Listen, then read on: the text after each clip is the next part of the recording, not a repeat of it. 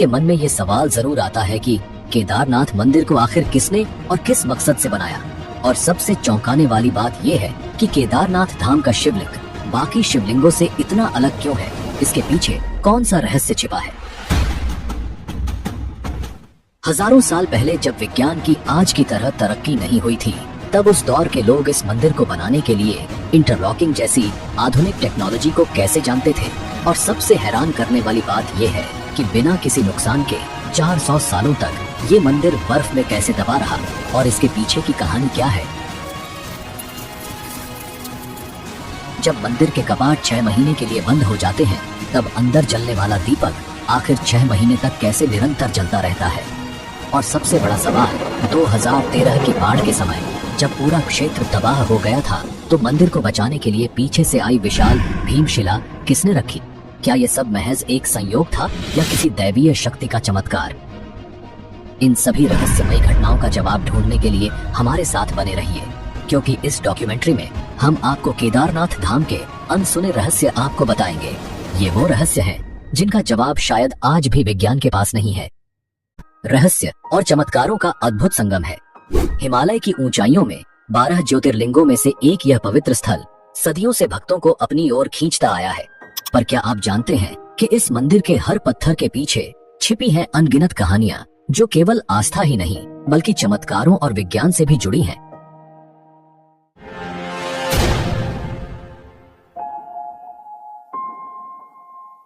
16 जून 2013 की वह काली रात, जब प्रकृति ने अपना तांडव दिखाया और उत्तराखंड के केदारनाथ में हर ओर विनाश कर दिया। लेकिन इसी विनाश के बीच एक ऐसा चमत्कार घटा जिसने लोगों की आस्था को और भी गहरा कर दिया। आइए हम आपको उस समय की भयावहता और चमत्कार के बारे में बताते हैं जिसने केदारनाथ मंदिर को बचाया था। उस रात केदारनाथ में बाढ़ का पानी मंदाकिनी नदी से उफनता हुआ आ रहा था। भारी बारिश और चौराबाड़ी ग्लेशियर के पिघलने से स्थिति और भी भयावह हो गई। पानी, पत्थर और मलबा शहर को अपनी चपेट में लेता जा रहा था। जहां पहले पहाड़ों की सुंदरता थी, वहां अब विनाश का तांडव था। होटल, घर, दुकानें, सब कुछ बहा ले गया। करीबन 6000 लोग मारे गए और लाखों बेघर हो गए। लेकिन एक बात साफ थी, यह आपदा केदारनाथ मंदिर की ओर बढ़ रही थी। क्या यह भगवान शिव के पवित्र धाम को तबाह करने वाली थी? जैसे ही पानी मंदिर की ओर बढ़ा, अचानक एक विशाल शिला, जिसे अब भीमशिला कहा जाता है, पानी के बहाव के साथ बहती हुई मंदिर के पीछे आकर रुक गई।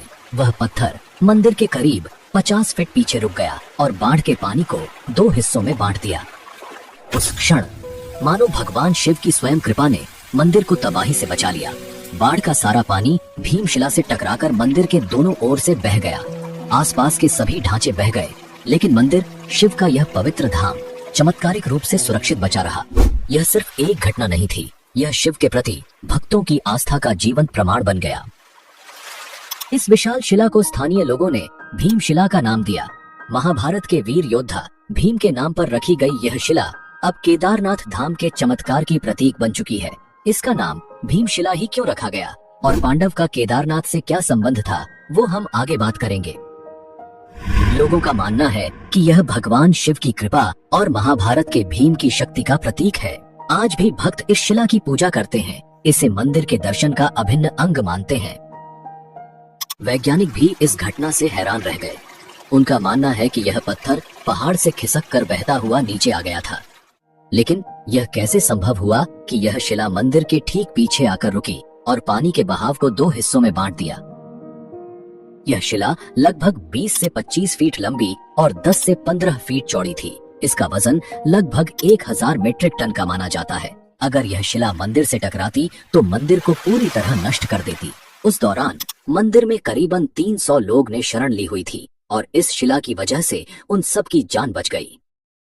हम सबके मन में ये सवाल जरूर आता है कि 2013 की इतनी भयंकर जल प्रलय के बावजूद केदारनाथ मंदिर आज भी कैसे सुरक्षित खड़ा है। इसका जवाब छुपा है प्राचीन इंटरलॉकिंग टेक्नोलॉजी में। इस तकनीक से मंदिर के भारी पत्थरों को बिना किसी गारे या सीमेंट के इस तरह जोड़ा गया कि वो एक दूसरे में पूरी तरह फिट हो गए। हजारों साल पहले, जब तकनीक और आधुनिक उपकरणों का कोई नामो निशान भी नहीं था, तब इस मंदिर को भारी पत्थरों से बनाया गया। लेकिन इन पत्थरों को जोड़ने के लिए किसी गारे या सीमेंट का इस्तेमाल नहीं हुआ। प्राचीन भारतीय कारीगरों ने पत्थरों को इस प्रकार तराशा कि वो एक दूसरे में एकदम सटीक तरीके से लॉक हो जाते थे। इस तकनीक ने मंदिर को प्राकृतिक आपदाओं से बचाया है, चाहे वो भूकंप हो, भारी हिमपात हो या फिर बाढ़। 2013 की भयंकर बाढ़ के दौरान जब पूरा क्षेत्र तबाह हो गया था, फिर भी केदारनाथ मंदिर पूरी तरह सुरक्षित रहा। यही नहीं, इस मंदिर की दीवारें आज भी वैसे ही खड़ी हैं जैसे सदियों पहले थीं। ये इंटरलॉकिंग तकनीक ही थी जिसने पत्थरों को इतना मजबूत बना दिया कि उन्हें कोई आपदा हिला नहीं सकी। एक ऐसी तकनीक जो आज भी वैज्ञानिकों को चौंका रही है। यही है भारतीय वास्तुकला का कमाल। तो हमारे मन में सबसे बड़ा प्रश्न यह उठता है कि आखिर किसने इतनी मजबूत और अत्याधुनिक तकनीक से केदारनाथ मंदिर का निर्माण किया। इसके पीछे की कहानी और इतिहास को जानना बेहद दिलचस्प है। तो चलिए हम शुरुआत से ही इस पवित्र मंदिर के इतिहास की गहराइयों में झांकते हैं और समझते हैं कि किसने और कैसे इस अद्भुत मंदिर का निर्माण किया। क्या आप में से कोई ऐसा है जिसके दिल में केदारनाथ धाम के दर्शन की गहरी इच्छा है?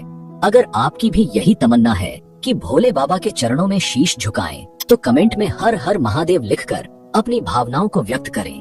बाबा जल्द ही आपकी इच्छा पूरी करेंगे।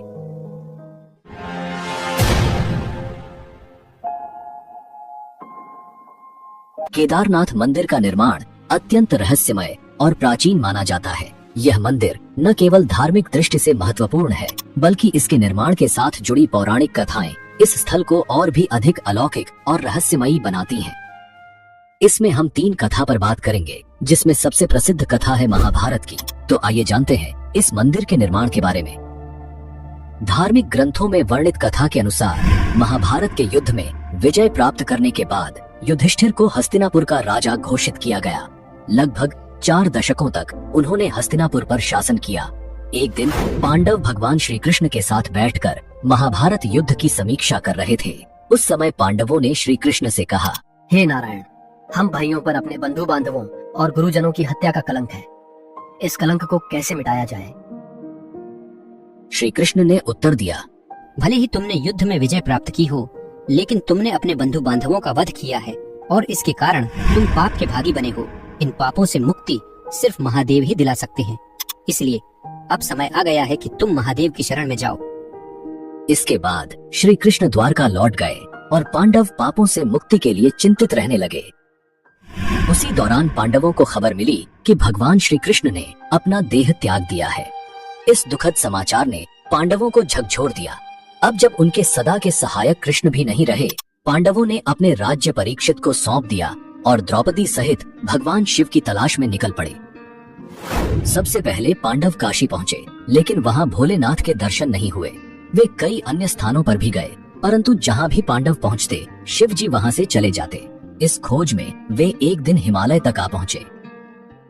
तब भगवान शिव ने पांडवों को आता देख नंदी का रूप धारण कर लिया और पशुओं के झुंड में चले गए। भगवान शिव को पाने के लिए भीम ने एक योजना बनाई। उन्होंने विशाल रूप धारण कर अपने पैर केदार पर्वत के दोनों ओर फैला दिए, ताकि कोई भी पशु उनके पैरों के बीच से निकल सके। लेकिन नंदी रूपी भगवान शिव ने ऐसा नहीं किया। तभी भीम ने नंदी को पहचान लिया और पकड़ने का प्रयास किया, लेकिन शिव जी धरती में समाने लगे। भीम ने उनका पिछला हिस्सा पकड़ लिया। भगवान शिव पांडवों की भक्ति से प्रसन्न हुए और उन्हें दर्शन देकर उनके पापों से मुक्त कर दिया। तभी से भगवान शिव यहाँ नंदी की पीठ के रूप में पूजे जाते हैं। इसी वजह से केदारनाथ का शिवलिंग बाकी शिवलिंगों से अलग है। ऐसा कहा जाता है कि जब भगवान शिव ने पांडवों को उनके पापों से मुक्त किया और उनका प्रायश्चित स्वीकार किया, तब पांडवों ने केदारनाथ मंदिर का निर्माण करवाया। यह भी कहा जाता है कि भगवान शिव का शरीर पृथ्वी के अलग अलग हिस्सों में प्रकट हुआ, जिससे पंच केदार की उत्पत्ति हुई। भगवान शिव का मुख नेपाल के पशुपतिनाथ मंदिर में, भुजाएं तुंगनाथ में, मुख रुद्रनाथ में, नाभि मदमहेश्वर में और जटाएं कल्पेश्वर में प्रकट हुई। यही 5 स्थान पंच केदार के रूप में पूजित है। केदारनाथ को पंच केदार में सबसे प्रमुख माना जाता है, क्योंकि यहाँ भगवान शिव के पीठ रूप की पूजा की जाती है। अगर आप पंच केदार के बारे में एक विस्तृत डॉक्यूमेंट्री देखना चाहते हैं, तो कमेंट में हमें जरूर बताएं। हम आपको अगली डॉक्यूमेंट्री में इस रहस्यमयी यात्रा पर जरूर ले चलेंगे। केदारनाथ मंदिर निर्माण का दूसरा सबसे पुराना और महत्वपूर्ण पौराणिक संदर्भ भगवान विष्णु के अवतार नर नारायण ऋषि की तपस्या से जुड़ा हुआ है। शिव पुराण की कोटिरुद्र संहिता में उल्लेख है कि बद्रीवन में भगवान विष्णु के अवतार नर नारायण पार्थिव शिवलिंग बनाकर उनकी पूजा करते थे। कहते हैं कि नर नारायण की घोर तपस्या से प्रसन्न होकर भगवान शिव उनके सामने प्रकट हुए और उनसे वरदान मांगने को कहा। नर नारायण ने भगवान शिव से प्रार्थना की कि वे इस पवित्र स्थान पर सदैव ज्योतिर्लिंग के रूप में निवास करें ताकि सभी भक्त उन्हें साक्षात देख सकें। भगवान शिव ने यह वरदान स्वीकार किया और तब से यहाँ उनकी पूजा ज्योतिर्लिंग के रूप में होती है। इस कथा के अनुसार केदारनाथ का ज्योतिर्लिंग भगवान शिव का एक महत्वपूर्ण रूप है जो नर नारायण की तपस्या के कारण स्थापित हुआ। यह स्थान शिव और विष्णु की अद्वितीय एकता का प्रतीक है, जहाँ शिव जी केदारनाथ में ज्योतिर्लिंग के रूप में और विष्णु जी बद्रीनाथ धाम में विराजमान हैं। कहा जाता है कि 8वीं शताब्दी में आदि शंकराचार्य ने केदारनाथ मंदिर का पुनर्निर्माण करवाया और हिंदू धर्म के पुनर्जागरण में महत्वपूर्ण भूमिका निभाई। उन्होंने केदारनाथ मंदिर में ज्योतिर्लिंग की स्थापना की और इस मंदिर को एक प्रमुख तीर्थ स्थल के रूप में स्थापित किया। आदि शंकराचार्य ने केदारनाथ में अपने अंतिम दिन बिताए और यहीं पर उन्होंने मोक्ष प्राप्त किया। उनकी समाधि आज भी केदारनाथ मंदिर के पीछे स्थित है, जहां भक्त उनकी पूजा और स्मरण करते हैं।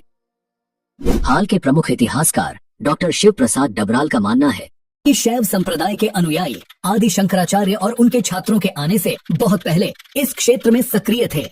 इस मान्यता के आधार पर यह संभव है कि मंदिर की प्राचीनता को सटीक रूप से निर्धारित करना मुश्किल हो, खासकर जब पाली या ब्राह्मी भाषा में लिखी गई लिपि को अब तक पूरी तरह पढ़ा नहीं जा सका है। मध्य प्रदेश के ग्वालियर राज्य में पाए गए एक पत्थर के शिलालेख से यह पुष्टि होती है कि मालवा के राजा भोज, जिन्होंने 1077 से 1099 ईस्वी तक शासन किया था, वो केदारनाथ मंदिर के निर्माण के लिए जिम्मेदार थे। इस दावे का समर्थन एपिग्राफिया इंडिका खंड 1 नामक ग्रंथ से भी होता है। यह शिलालेख एक महत्वपूर्ण प्रमाण है जो राजा भोज के समय के दौरान मंदिर के निर्माण का संकेत देता है। साल 1882 में लिखे गए हिमालयन गजेटियर के अनुसार केदारनाथ मंदिर का एक बड़ा हिस्सा पत्थर से निर्मित है, जिसमें सोने का मुलम्मा चढ़ा हुआ एक टॉवर गर्भगृह की छत पर मौजूद है। मंदिर के सामने पंडों के पक्के मकान तीर्थ यात्रियों के ठहरने के लिए हैं, जबकि पुजारी या पुरोहित भवन के दक्षिणी ओर रहते हैं। इस विवरण के अनुसार मंदिर का वर्तमान ढांचा अपेक्षाकृत नया है, जबकि पुराना भवन गिरकर नष्ट हो चुका था। आपको क्या लगता है, केदारनाथ मंदिर कितने साल पुराना हो सकता है और इसका निर्माण किसने करवाया होगा? आपकी राय कमेंट करके हमें जरूर बताएं, ताकि आपके तर्क और विचार भी लोग देख सकें।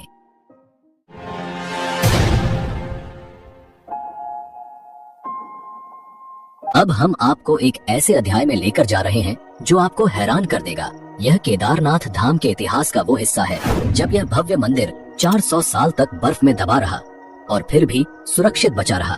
यह कैसे संभव हुआ? क्या यह भगवान शिव की कृपा थी या प्रकृति के अद्भुत विज्ञान का चमत्कार? इस रहस्य को समझने के लिए हमें इतिहास के पन्नों में और गहरे उतरना होगा। ऐसा कहा जाता है कि 13वीं से 17वीं शताब्दी तक केदारनाथ मंदिर लगभग 400 वर्षों तक बर्फ की मोटी परत के नीचे दबा रहा। इसे छोटा हिमयुग भी कहा जाता है, जब हिमालय में ग्लेशियरों का विस्तार इतना बढ़ गया था कि केदारनाथ धाम जैसे बड़े क्षेत्र पूरी तरह बर्फ में समा गए। लेकिन सबसे चौंकाने वाली बात यह है कि इतने वर्षों तक बर्फ के नीचे दबे रहने के बावजूद मंदिर की संरचना को कोई गंभीर नुकसान नहीं पहुंचा। देहरादून स्थित Wadia institute of Himalayan geology के वैज्ञानिकों ने इस रहस्य पर गहन अध्ययन किया। वैज्ञानिक विजय जोशी के नेतृत्व में इस क्षेत्र की गहन जांच की गई और यह पाया गया कि मंदिर की दीवारों और पत्थरों पर आज भी बर्फ के दबाव और हिमनदीय गतिविधियों के निशान साफ देखे जा सकते हैं। लेकिन जो सबसे खास बात सामने आई वह थी मंदिर की पत्थरों की लुमिनेसेंस डेटिंग, जिससे यह प्रमाणित हुआ कि मंदिर उस दौर में बर्फ के नीचे दबा रहा। तो क्या यह केवल स्थापत्य कौशल था या कोई और रहस्यमय शक्ति? केदारनाथ मंदिर की मजबूत संरचना ने इसे बर्फ के नीचे दबने के बावजूद पूरी तरह से सुरक्षित रखा। मंदिर का निर्माण विशाल पत्थरों से हुआ है, जिन्हें इंटरलॉकिंग तकनीक से जोड़ा गया है। बिना सीमेंट के इन पत्थरों की आपस में जकड़ इतनी मजबूत थी कि बर्फ का भारी दबाव भी इसे हिला नहीं सका। दोस्तों, अगर आपको हमारी वीडियो पसंद आ रही है तो अभी लाइक करें और चैनल को सब्सक्राइब करना न भूलें। आपका एक लाइक और सब्सक्रिप्शन हमें और भी बेहतर कंटेंट लाने में मदद करेगा।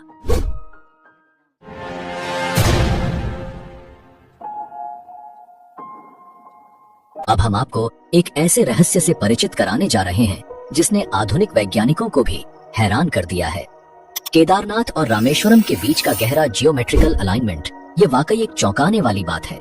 सोचिए, ये दोनों मंदिर एक सीधी रेखा में कैसे हो सकते हैं, जबकि ये हजारों किलोमीटर दूर हैं। जब आप इस रहस्य के बारे में जानेंगे तो हैरान रह जाएंगे। यह प्राचीन भारतीय ज्ञान और वास्तुकला का एक अद्भुत उदाहरण है जिसे आज की आधुनिक दुनिया में समझना कठिन है।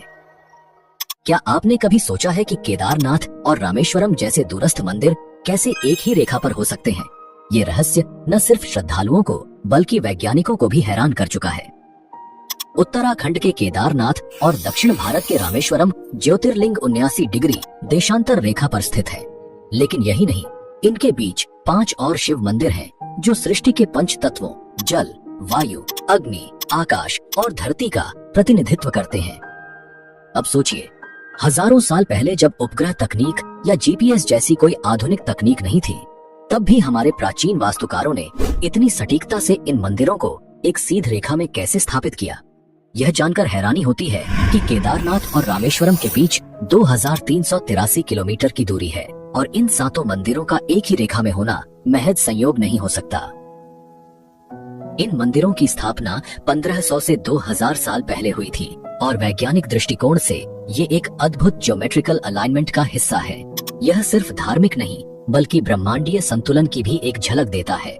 ये इस बात का प्रमाण है कि हमारे पूर्वजों के पास गहरे वास्तुकला और भूगोल का ज्ञान था। अब आइए इस अद्भुत 79 डिग्री देशांतर रेखा के बारे में बात करें। इस रेखा पर केदारनाथ और रामेश्वरम के बीच 5 और महत्वपूर्ण मंदिर स्थित हैं। कालेश्वर, श्रीकालाहस्ती, एकम्बरेश्वर, अरुणाचलेश्वर और चिदम्बरम मंदिर। यह सोचने पर मजबूर कर देता है कि कैसे प्राचीन वास्तुकारों ने बिना किसी आधुनिक तकनीक के यह सब किया। उज्जैन के महर्षि पाणिनि संस्कृत विश्वविद्यालय के प्रोफेसर डॉक्टर उपेंद्र भार्गव का भी यही कहना है। यह तथ्य सही है कि ये मंदिर 79 डिग्री देशांतर पर स्थित हैं। हालांकि इनकी स्थापना अलग अलग समय पर हुई, इसलिए यह कहना कठिन है कि इन्हें किसी विशेष जियोमेट्रिकल अलाइनमेंट के तहत बनाया गया था। लेकिन एक बात निश्चित है, इन मंदिरों की स्थापना में अक्षांश और देशांतर का पूरा ध्यान रखा गया था और वास्तु सिद्धांतों का सटीक पालन किया गया है। ये रहस्य आज भी बना हुआ है जो हमें प्राचीन भारतीय ज्ञान और विज्ञान की गहराई से रूबरू कराता है। ऐसे में क्या आप भी सोच रहे हैं कि यह सब कैसे संभव हुआ? क्या यह महज संयोग है या प्राचीन ज्ञान का कोई अदृश्य सूत्र? यह सवाल हम सभी को सोचने पर मजबूर करता है। क्या आपको पता है कि विमान का कॉन्सेप्ट प्राचीन भारतीय शास्त्रों में मिलता है और आज भी लोग इसका उपयोग करते हैं? अगर आपको भी ऐसी प्राचीन भारतीय टेक्नोलॉजी के बारे में पता है तो कमेंट में जरूर बताएं। इससे दूसरे लोग भी हमारी प्राचीन तकनीक के बारे में जान सकेंगे।